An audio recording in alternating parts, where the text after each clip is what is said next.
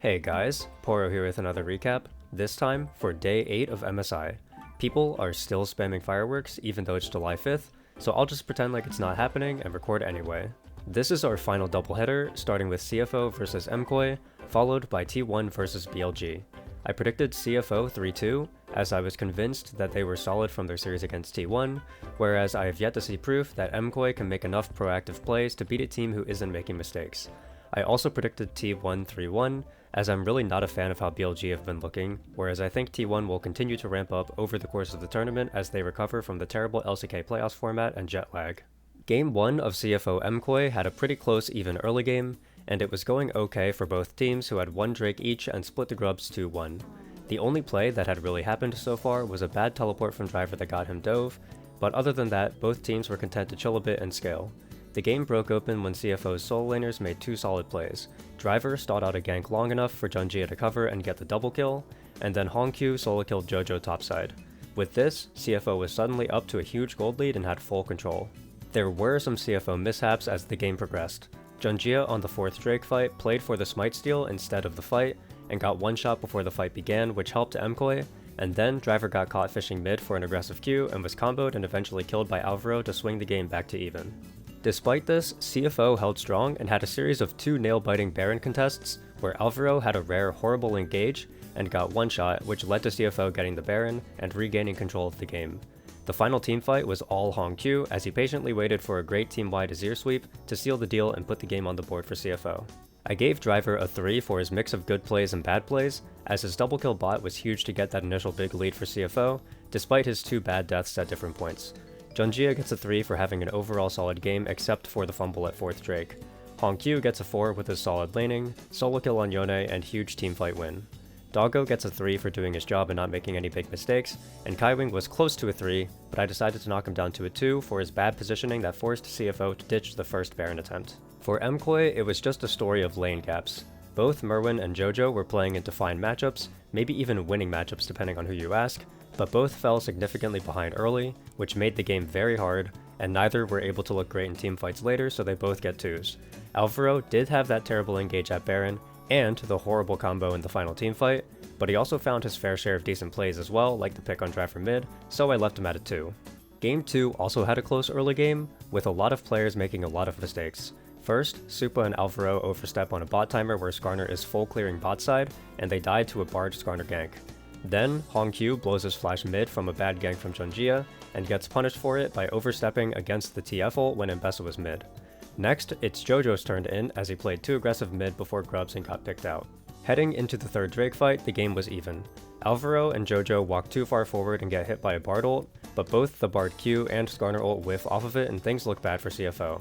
Then, Elyoya runs it down by taking a Q into the enemy team and getting blown up.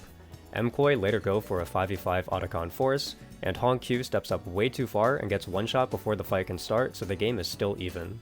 The play that blew the game open was a great pairing of Kaiwing and Driver to get a bard ult into taunt on Supa, and CFO kills 5 and gets Baron. The game is over shortly after. Everyone on MKOI except for Merwin gets a 2 for having at least a couple of bad oversteps. They did not respect CFO's ranges with bard ult, Ryze ult, and Shen ult. Merwin keeps his 3 for propelling MKOI forward with his mid play with Jojo, followed by a great 2nd Drake fight.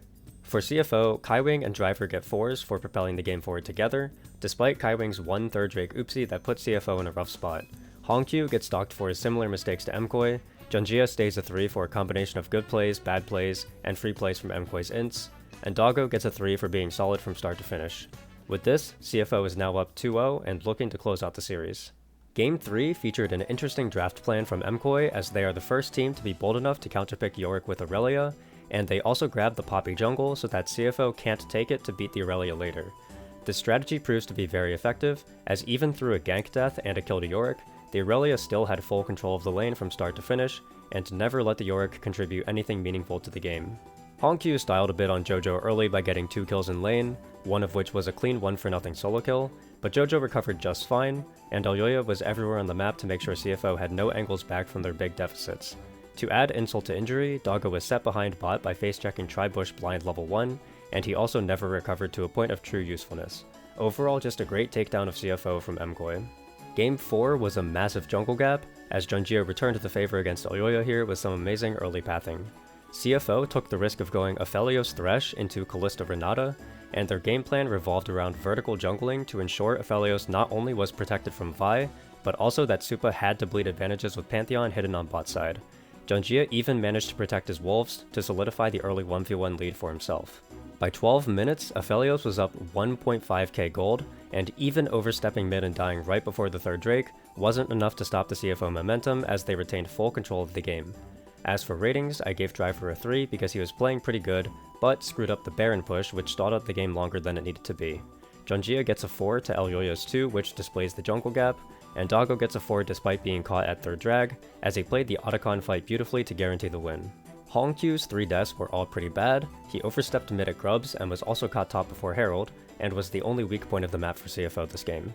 I didn't punish anyone else on MKOI except for Elyoya, because realistically, Junjia's better early pathing made the game way too hard for the MKOI laners to play effectively, and I attribute their deficits to jungle gap instead of laner gap.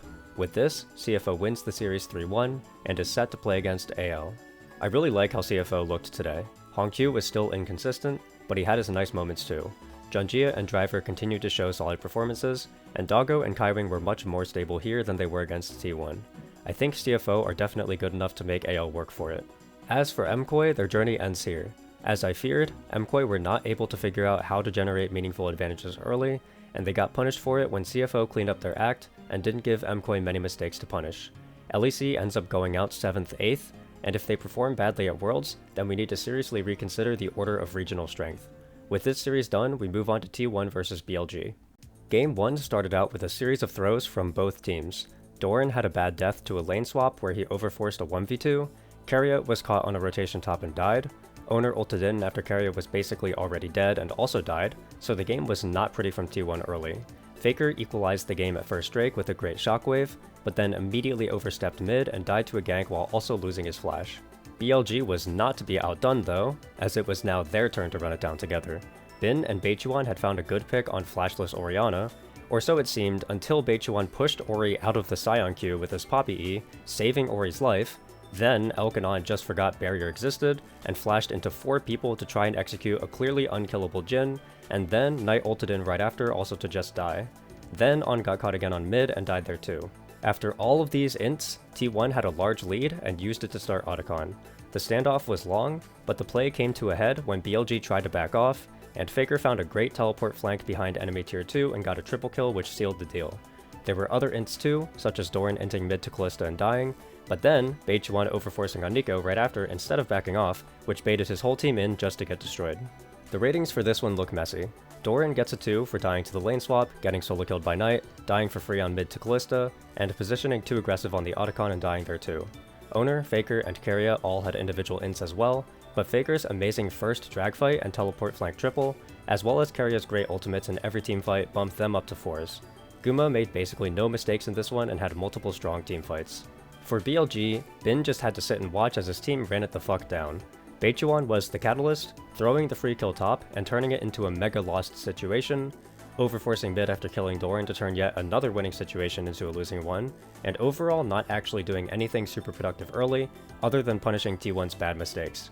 Knight, Elk, and On all made stupid follow-ups to try to win fights that just weren't winnable under any circumstance, which spiraled the game out of control.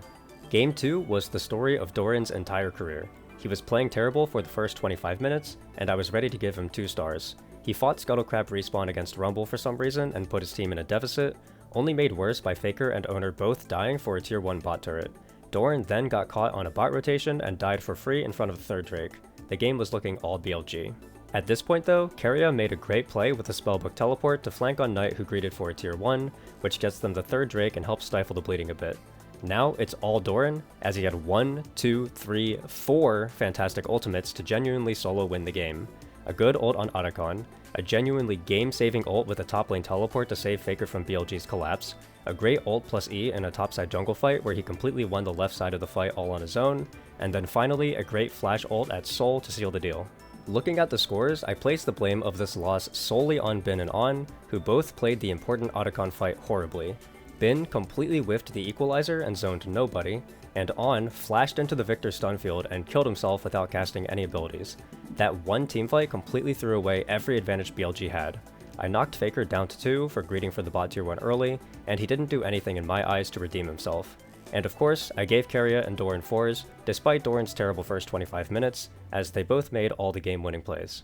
The start of Game 3 was even, but for all the wrong reasons. Guma and Keria got a great advantage bot, partly due to the much better side of the matchup, and partly due to Elk just playing it badly. On the flip side, Faker was actually unironically sprinting it this early game with multiple bad deaths. He face-checked an enemy bot side jungle level 1 and died there, he died again in river for free later, and he died again top at 16 minutes. A disaster of epic proportions from him for the first half of the game. The first huge momentum shift came at 3rd Drake, where there was a standoff for a while. Owner got the dragon, but the fight was heading in BLG's favor. Doran griefed the bottom side of the fight by trying to flash EW Azaya with ult, where he was swiftly collapsed on and killed. On the top side of the fight, On found a nice flash ER to proc Guma's spell shield and then knock him into the team, which BLG used to nearly wipe T1 and take back the advantage. At this point, the power of the Ryze ult came through, as in the 4th Dragon standoff, T1 made the call to 5-man ult onto Baron and started up. It looked a bit dicey at first as the Baron take was slow, but Bin crumbled under the pressure and ulted into the backline alone where he was killed easily, and the ensuing fight went T1's way. Now with the Soul and a massive lead, T1 made the same play on the next Baron, and this time it was Doran's time to shine as he found the game-winning flank, flash stunning the 8-kill Ahri and easily winning the series from there. I gave Doran a 3 as he made both the game-losing and game-winning play, the greatest coin flipper of all time. Faker also gets a 2, as I credit the Baron Ryze ults as a team-wide call as opposed to an individual play, and there's no doubt that he was trolling early. As for BLG, Knight was trying his best, and On found some great angles, but overall, they were not clean and coordinated, and made enough individual mistakes to lose this one, even from an advantageous position. I knew BLG were looking bad, but I wasn't expecting them to come out this badly against T1. I predicted 3-1 for T1, and the general sentiment was that even this was a bold prediction, but BLG outdid all of our expectations by getting shut out. Nobody is innocent for this series, all 5 players contributed to their losses, and it's 100% deserved lower bracket demotion.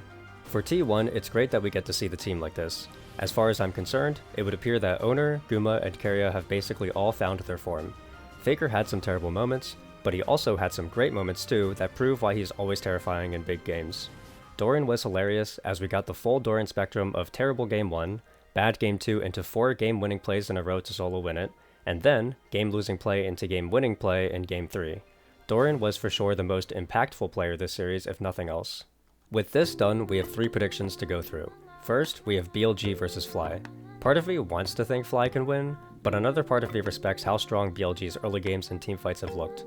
I genuinely think Fly has better macro, but I won't believe they can do it until I see it. I'll be cheering for them optimistically, but I'm predicting BLG 3-2.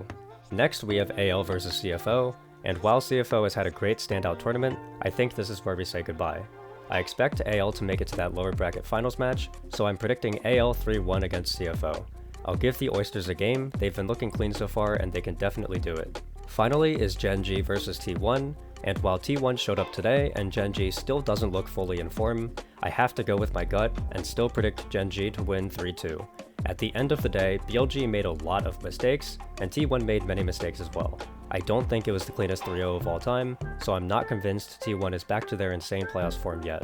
That's all I have for you this time. I'll see you all 2 days from now. Bye!